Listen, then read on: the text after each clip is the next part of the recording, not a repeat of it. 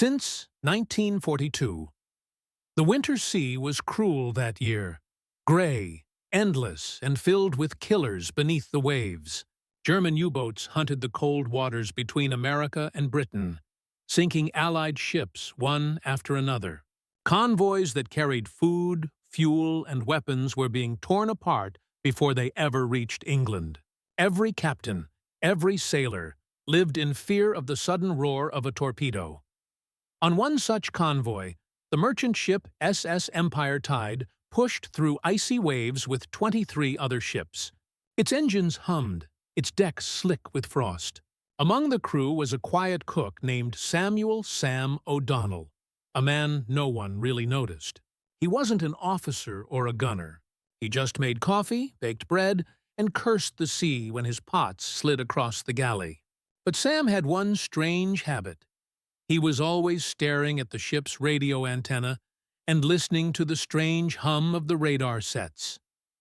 One night, while serving soup to the bridge crew, Sam overheard the captain and radio officer talking. The Germans, they said, were getting smarter. Their U-boats were detecting the weak electric noise from Allied ships, the buzz from radar and engine systems. That hum, even miles away, could help them find convoys in the dark. Sam didn't say a word, but something began to spark in his head. Later, back in the galley, as the ship rolled in black water, Sam stared at the metal oven door. The reflection of the radar antenna shimmered faintly. He remembered something his father used to do on the farm, using aluminum sheets to keep birds away from the fields, bouncing sunlight so that the crows got confused and fled. If birds can be tricked by reflections, he whispered, why not submarines? The next morning, while others scraped ice off the deck, Sam sneaked into the supply room. He found spare aluminum trays, cooking foil, and bits of copper wire. He spent hours cutting and tying them into strange, flapping shapes, like wind chimes made of kitchen scraps. He hung them from the ship's rails, masts, and even near the funnel. The crew laughed when they saw it. Gone mad, have you, Sam? Decorating for Christmas in the Atlantic? But that night, something odd happened. The ship's radar operator noticed faint echoes, dozens of ghost signals bouncing around them. The radar screen looked like a snowstorm. The Empire Tide seemed invisible within the noise. A U-boat, later discovered nearby, fired 2 torpedoes. Both missed completely. The captain didn't understand why. Sam just kept stirring his stew and smiled quietly. When the convoy reached Liverpool days later, word spread fast. The escort commander demanded to know what those shiny things were. Sam explained, in his simple way, that the metal scraps scattered the radar reflections and noise, confusing the German detection gear. The Navy officers stared, half amused, half shocked. They tested his mad invention with radio equipment, and it worked.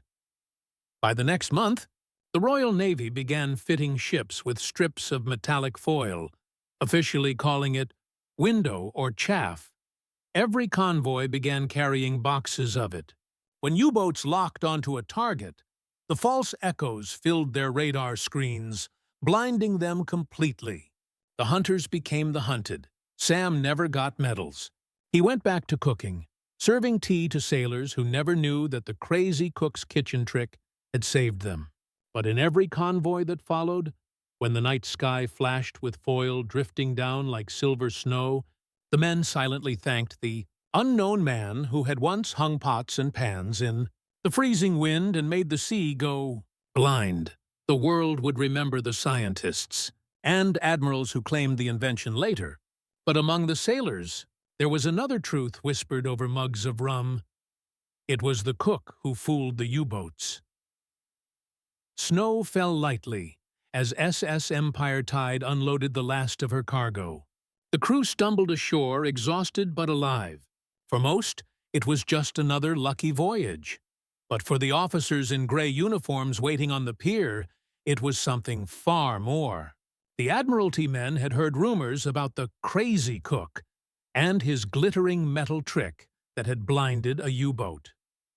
2 days later, Sam O'Donnell stood awkwardly inside a cold naval warehouse. On the table lay a pile of foil strips, wire, and pots from his galley, his strange invention. Around him stood scientists, engineers, and commanders whispering in disbelief. "You mean to tell me," one officer said, "this man threw kitchen foil overboard, and the Germans couldn't see the convoy?" Sam just nodded, embarrassed. "Aye, sir. Guess it confused their gadgets." The scientists laughed at first, but when they tested it inside a radar room, the laughter stopped. The screen filled with wild, bouncing echoes, hiding the real ship signal completely. One of them muttered, "Good heavens, it actually works." Within hours, Sam's mad trick had become classified. Weeks later, deep in a research base outside London, the Royal Air Force adapted the idea for bombers. They cut thousands of small aluminum strips, each precisely half the wavelength of German radar. When dropped from aircraft, the strips created clouds of false targets. The Luftwaffe's radars saw hundreds of planes where there were none. Sam had no idea what he had started. He was back at sea again, ladling soup and singing Irish tunes as convoys rolled toward Murmansk and Halifax. But on one freezing night, under the green glow of the northern lights, he saw it for himself. The convoy was under attack. Flares lit the sky, destroyers roared in the dark, and the radio screamed of torpedoes. Then, suddenly, the captain shouted from the bridge, "Release the foil!" The crew threw bundles of thin metal into the wind. The night exploded into silver rain. On German radar, the ocean turned into chaos. Hundreds of false echoes scattered everywhere. The U-boats couldn't find a single real target. From his galley window, Sam watched the glittering storm drift down over the sea. The destroyers fired depth charges, their thunder echoing across the waves. Minutes later, two massive explosions shook the ocean. 2 U-boats destroyed. The convoy escaped with barely a scratch. The captain walked down to the galley later, soaked and wide-eyed. "Sam," he said quietly, "your madness just saved 50 ships tonight." Sam only grinned. "Well, sir, sometimes a bit of madness is all we've got left." Months passed, and Allied ships began to fight back with confidence. Every time they sailed, boxes of foil, now officially codenamed Window, sat ready on deck. What began as a cook's desperate experiment became one of the most effective countermeasures of the war. In 1943, even the great RAF raids over Hamburg used the trick. Thousands of bombers released clouds of Window, and German radar defenses went blind. Anti-aircraft guns fired into empty skies, while the real bombers struck their targets. Back on his ship, Sam never saw those battles. He didn't want medals, fame, or reports written in his name. He only wanted quiet seas and hot tea for the crew. But sailors told his story again and again, how a cook with flour on his hands and fire in his heart made the Atlantic a little less deadly.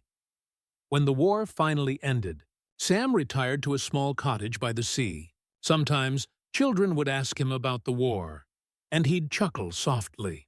"I wasn't a hero," he'd say, "just a cook who made the ocean sparkle so the devils below couldn't see. And when the sun hit the waves just right, turning them silver and bright, it looked almost as if his trick was still at work, hiding the convoys, guarding the men, and keeping the ghosts of U-boats forever blind." The war at sea had changed. The convoys no longer crept through the Atlantic terrified and blind. They sailed with confidence, escorted by destroyers, aircraft, and something else. Something invisible that came from the mind of a cook named Sam O'Donnell. On board, the SS Empire Tide II, a newer ship in the same convoy line. Sam was back where he belonged, in the galley, sleeves rolled, pipe in his mouth, whistling as the smell of soup filled the air. Outside, ice cracked on the rails, and men shouted over the wind. They didn't fear the dark as much anymore. They trusted the silver clouds that could make U-boats blind. But the Germans were learning too. Deep in occupied France, Admiral Donitz's wolf packs had received new radar detectors. Naxos, they called it, designed to pierce through Allied tricks. In secret, the U-boats were returning, hunting smarter than ever.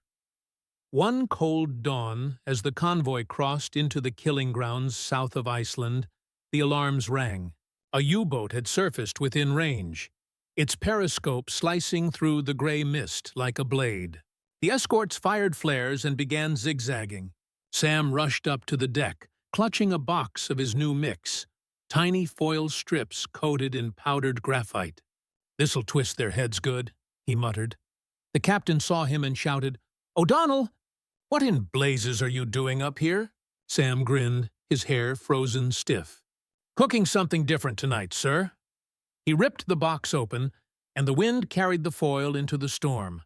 It swirled like snow, scattering light and radar reflections in every direction. Within minutes, the radar operators reported impossible readings. 10, maybe 20 ghost ships all around them. The convoy seemed to split and multiply across the sea. On the German sub, chaos broke out. The U-boat captain screamed at his sonar officer, pounding the console. The British echoes were everywhere. He fired 2 torpedoes into the dark. Both detonated harmlessly, far from any ship. Then came the destroyers. Using the confusion, they charged forward, sonar pings echoing through the deep. Depth charges rolled off their decks like thunder. From the surface, Sam and the crew felt the shock waves through their boots. Then, an eruption. A column of water burst skyward a mile away, followed by a rising cloud of oil. The men cheered. One more U-boat gone. That night, the captain invited Sam to the bridge for a rare toast. "To madness," he said, lifting his tin cup. "The kind that keeps us alive." Sam smiled, raising his own. "And to cooks, sir. We do more than burn the stew." Word of his latest trick reached the Admiralty again. Scientists improved his design, using special metallic fibers that could stay afloat for hours, forming entire phantom convoys. Allied ships began leaving trails of false signals across the Atlantic, leading U-boats into empty water. By 1945, as the Allies closed in on victory, the Germans realized they were fighting ghosts. Their radar screens filled with illusions, whole fleets that didn't exist. U-boats, wasted torpedoes, revealed their positions and were hunted down. Sam never saw Berlin fall or the flags raised in victory. He sailed his last voyage home in the spring of 1945, the sea calm for once, the horizon golden. As the ship neared Liverpool, he stood alone at the stern, watching sunlight flash off the water. For a moment, the waves glittered silver, just like the foil that had fooled the hunters below. He chuckled softly. "Still shining, are you?" he whispered. Long after the war, historians credited scientists and officers for the window countermeasure. But in the pubs along the docks, old sailors told a different story. About the cook who turned his galley scraps into weapons, who blinded the beasts of the deep, and who taught the Navy that sometimes the simplest ideas could save thousands of lives.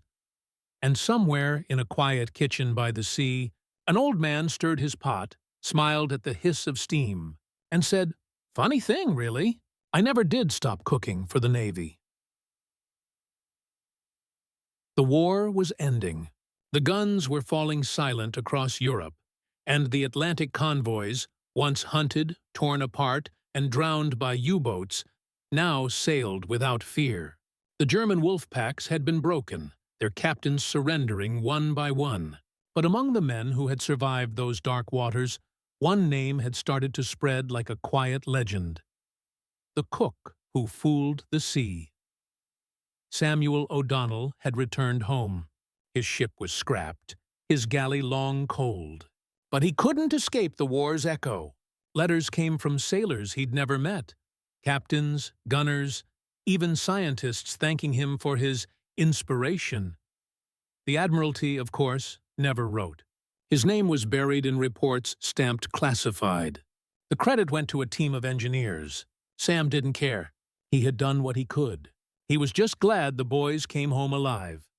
But one afternoon, as he was slicing bread in his small kitchen near the docks, there came a knock. A man in uniform stood at the door. Commander Harris, once the officer aboard the Empire Tide. "Sam," he said with a grin, "how would you like to see your madness in action one last time?" Sam followed him to a military airfield outside the city. There, under a cold spring sky, he saw rows of Lancaster bombers being loaded for a demonstration. The commander led him closer. "Watch this," he said. The bombers thundered into the air, and when they reached the clouds, they began releasing thin metallic strips. Sam's old trick, reborn. The sky shimmered with silver. Radar stations nearby suddenly filled with false targets. "We call it Operation Window," the officer explained. "Saved hundreds of lives during the Hamburg raids. Confused every radar in Germany. All started because a cook tied some foil to a ship's mast." Sam chuckled softly. "Didn't think me kitchen scraps would end up in the sky." The officer handed him a small box. Inside was a neatly folded strip of foil, mounted on a wooden plaque. Below it, an inscription read, "To Samuel O'Donnell, whose mad idea blinded the enemy." For the first time, Sam didn't know what to say. He looked at the silver strip, then at the clouds where bombers vanished into the distance. "Guess I was right," he murmured. Sometimes it pays to be mad. Years later, after Sam passed away, his story finally reached the public. A small note in a wartime museum in Liverpool read, "The origins of radar chaff remain debated. But among sailors, the tale of Cook O'Donnell endures, a man whose kitchen trick helped win the Battle of the Atlantic." And even decades after, on quiet nights when the wind blew from the sea, dockworkers claimed they could still see tiny glimmers above the water, like flakes of silver drifting through the dark. The ocean, they said, still remembered the cook who made it blind. A crowd gathered around a small, dimly lit display, a rusted ship's bell, a few faded photos of convoy crews, and a glass case holding a crumpled strip of aluminum foil. A little sign below it read, "Prototype Countermeasure, Atlantic Convoys, 1942. No one in the crowd knew the real story behind that strip. To most, it was just another relic from the war. But to one man standing quietly at the back, a young naval engineer named Thomas O'Donnell, it meant everything. Thomas was Samuel's son. He had grown up hearing his father's stories by the fire, stories that no one else believed. People thought the old cook was just spinning sailors' tales, how pots, pans, and kitchen foil had outwitted Germany's most feared submarines. But Thomas had seen the letters, the hand-drawn sketches, the old radio logs that proved it all. His father's mad trick had changed the course of the war, and yet his name was nowhere in the books.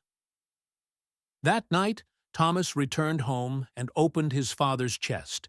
Inside were the journals Sam had kept during the war, grease-stained pages smelling of sea salt and smoke. Each page was filled with simple handwriting, recipes, coordinates, and crude sketches of ships wrapped in shining foil. And at the back, one final note. "They said cooks don't win wars. Maybe they're right, but we help the ones who do." Thomas wiped a tear and closed the book. He made a promise that night to make sure the world knew who Samuel O'Donnell was. 1856, London. A naval symposium. The lecture hall was filled with officers, scientists, and historians. The topic: Technological Innovation in the Battle of the Atlantic. As charts flashed across the screen, showing radar jamming and deception techniques, the presenter paused. "Most of these ideas," he said, "were based on a simple experiment first carried out by a ship's cook in 1942. His name was Samuel O'Donnell." The room went silent. The audience shifted, murmuring, Few had ever heard the name, but when the presenter showed an old black-and-white photograph of a young man in an apron, standing proudly beside a merchant ship, a quiet respect filled the hall. The speaker continued, "Without his curiosity and courage, the convoys might never have survived. Sometimes genius wears an apron, not a uniform." That night, newspapers carried the headline, "The Cook Who Fooled the U-Boats." The story spread across Britain. Veterans wrote letters recalling the silver clouds over the Atlantic, the strange decorations they once mocked, and how those very tricks had saved them. Sam's legend was no longer a whisper in pubs. It became part of history. Years later, 1972, at sea once more, a British research vessel tested new radar-reflective technology. The engineer on board, an older Thomas O'Donnell, stood at the bow, watching the ocean glitter under the setting sun. His team released modern chaff clouds, now refined and electronic, but the principle was the same: confuse, deceive, survive. As the waves shimmered with countless points of light, Thomas smiled. "You were right, Dad," he whispered to the wind. "Madness does save lives." The crew asked him why he was smiling. Thomas just chuckled. "Because the sea still remembers," he said.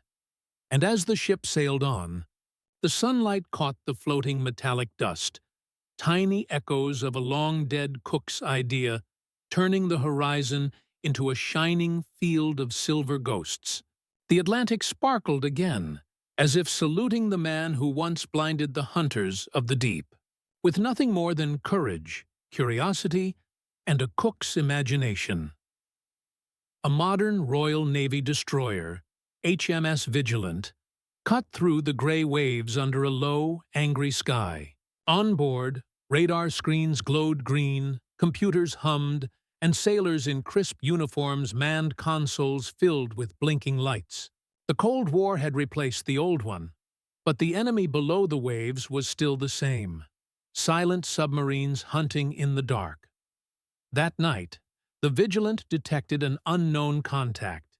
A Soviet submarine, moving fast, closing distance. The ship's alarms sounded low and steady. Tracking, not attacking. But tension gripped every man aboard. One wrong move could spark an international disaster.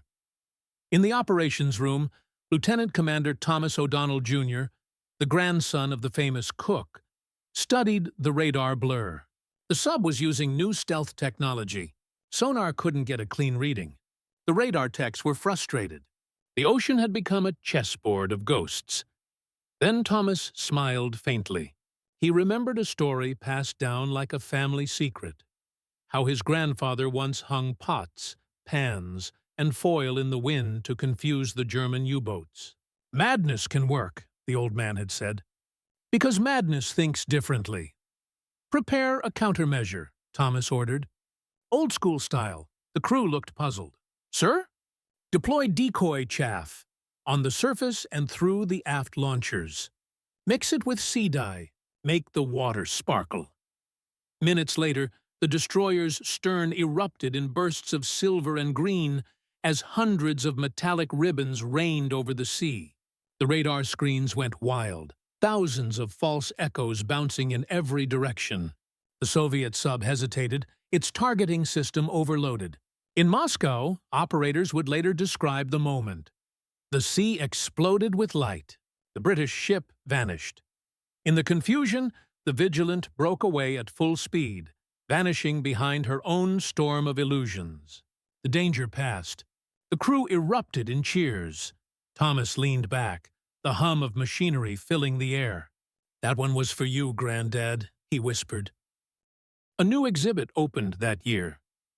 The Hidden Hands of Victory, Unsung Heroes of the Atlantic War. At its center stood a life-sized statue of a man in a cook's apron, head lifted toward a wall of swirling silver foil suspended in glass. Visitors read the inscription: Samuel O'Donnell, Merchant Navy Cook, inventor of the first radar deception device, 1942, His mad idea saved countless lives. Old veterans visited, some in wheelchairs, others leaning on canes. They stared at the smiling statue and nodded quietly. One man whispered, "We owe him our lives." That night, as the museum closed, the cleaners swore they saw something strange. The foil in the glass case fluttered slightly, though there was no wind. 80 years after the Battle of the Atlantic, a multinational naval exercise filled the ocean again. American, British, and German ships sailed side by side, practicing radar warfare, testing new AI deception systems designed to create holographic fleets. Among the officers was a young engineer named Sarah O'Donnell, fourth generation. Her project codename? Mad Cook, a radar algorithm that used unpredictable interference patterns, chaos modeled after her great-grandfather's foil experiment. When journalists asked why she chose the name, she smiled and said, "Because sometimes the craziest ideas save the world." Later that night, as the ships moved through the fog, she stood alone on deck. The sea shimmered faintly under the moonlight, reflecting silver ripples that seemed to dance across the waves. Sarah whispered, "Still watching us, aren't you?" The wind carried her words into the darkness, over the same waters where her ancestor had once hung scraps of foil and fooled death itself. And far beneath, in the cold, deep silence where U-boats once stalked, a single bubble rose, twisting, glimmering, and fading like a ghost's laugh. The last echo of a cook's mad idea that still lived on, turning the sea forever blind. A storm was brewing, the kind that once swallowed whole fleets. Lightning cracked across black waves as a research vessel, RV Horizon, fought its way through the chaos. On board were scientists, historians, and naval officers gathered for a historic event, the unveiling of a deep-sea memorial to honor those who had died in the Battle of the Atlantic. Among them stood Dr. Sarah O'Donnell, great-granddaughter of the cook who had once blinded the U-boats. She wore a blue raincoat, her hair whipping in the wind, clutching a small tin box passed down through generations. Inside it was the last piece of original foil her great-grandfather had made with his own hands. As the ship reached the coordinates, 56 degrees north, 12 degrees west, the engines slowed. Beneath them lay the wreck of a U-boat destroyed in 1943, a graveyard of iron and ghosts. The crew gathered on deck as Sarah stepped forward. "This is where it began," she said softly, "where one man's madness outsmarted the machines of war." She opened the box and held up the foil. It shimmered faintly in the rain, reflecting the thunder's flash. He never sought glory. He only wanted men to come home alive. Tonight, the sea gets back what it gave us. She let the foil drift from her hand. The wind carried it out over the waves. For a moment, it seemed to hover, glowing silver against the storm clouds, before sinking slowly into the deep, returning to the same ocean her great-grandfather had once made shimmer with his impossible idea. Below the surface, the submersible Nereid watched through its cameras as the foil sank into darkness.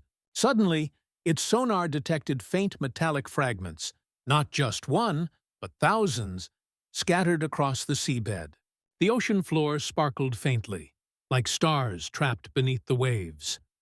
Sarah's voice crackled over the intercom. "Captain, are those pieces from the war?" The sonar operator nodded. "Yes, ma'am. Chaff. Miles of it. Your great-grandfather's legacy is still down there, resting with the convoys."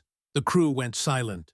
For decades, storms and tides had carried fragments of Sam O'Donnell's invention across the sea, scattering them like seeds. Even now, in 2025, the Atlantic still shimmered with his memory. That night, as the storm cleared, the horizon drifted beneath a calm sky. The clouds parted, revealing a field of stars. The captain dimmed the lights, and the ship fell silent. Out on deck, Sarah looked across the endless horizon, the same horizon her ancestor had watched 83 years earlier. and whispered, "You were never just a cook. You were the spark that fooled death itself." She turned to her tablet, where a live radar feed displayed the ship's position. For a moment, the radar screen glitched. Static, echoes, false readings. The technician frowned. Must be interference, but Sarah only smiled. "No," she said quietly. "That's just him, still cooking." Decades later, mariners still tell the story when storms rise in the North Atlantic. They say that when the lightning flashes just right, you can see the ocean glitter. 1,000 tiny points of silver dancing on the waves. Some call it phosphorescence, others call it myth. But the old sailors, the ones who still whisper of convoys and wolf packs, they know the truth. They say the sea still carries the spirit of Samuel O'Donnell, the cook who turned madness into salvation, the man who blinded the hunters, the man who made the Atlantic shine. And every time a modern radar screen flickers for no reason at all, someone on the bridge smiles and says, "Looks like the cook's back in the galley again." The sea was calm. No wars, no convoys, no sonar pings of fear, only silence and the deep hum of machines scanning the Atlantic for signs of history buried under miles of cold water. Dr. Sarah O'Donnell, now older and known as one of the top marine technologists in the world, stood before a holographic map glowing in blue light. Her project, Poseidon Array, wasn't just science. It was a tribute, a network of undersea sensors designed to study electromagnetic echoes that still lingered from the Second World War. That morning, one of the technicians called out, "Dr. O'Donnell, you might want to see this." On the main screen, a section of the seabed pulsed faintly. Thousands of metallic dots glimmering just beyond normal sonar range. "It's like static ghosts," he said. Sarah's heart quickened. "Show me the spectrum trace." The analysis came in, aluminum fragments, perfectly preserved by the deep cold. Thousands of them, the remnants of radar chaff. Her great-grandfather's invention still haunted the ocean like a constellation of light. The computer started picking up rhythmic distortions, faint radar echoes bouncing between the fragments, forming strange harmonics. "It's almost like it's alive," the technician whispered. Sarah smiled softly. "It's not alive," she said. "It's remembering." That night, Sarah stayed alone in the control room. She tuned the ship's radar to the old W2 frequencies, 600 millirods, then 900. For a few minutes, there was only noise. Then a soft pattern appeared, a pulse of static repeating every 6 seconds. The same pulse rate used by Allied convoys in 1943. The air seemed to thicken. She felt goosebumps crawl up her arms. She whispered to herself, "Granddad, are you still out there?" The radar pulse continued. Soft, steady, comforting. She smiled through tears. The next morning, the team verified it scientifically. The pulse wasn't random. It was caused by the motion of microcurrents moving through old metallic foil across the seabed, reflecting back in patterns identical to Wabituand convoy signatures. But Sarah knew better. The Atlantic wasn't sending data. It was sending memory. Months later, the British Navy officially recognized Samuel O'Donnell in the Hall of Maritime Innovation. At the ceremony, Sarah spoke to a hall filled with admirals and historians. "My great-grandfather wasn't an engineer or an officer," she said. "He was a cook, but he saw something no one else did, that sometimes the smallest spark of madness can light the darkest seas. He didn't invent a weapon. He invented confusion, and in that confusion, thousands lived." When the applause faded, she looked out the window of the museum toward the endless gray waters of the Atlantic, and for a fleeting moment, she saw it again. Tiny flashes of silver on the horizon, like ghosts of foil still dancing in the wind. She whispered with a smile, "The sea still remembers its cook." And far out at sea, in the static hum of radar and the endless whisper of waves, It almost sounded as if the ocean laughed back.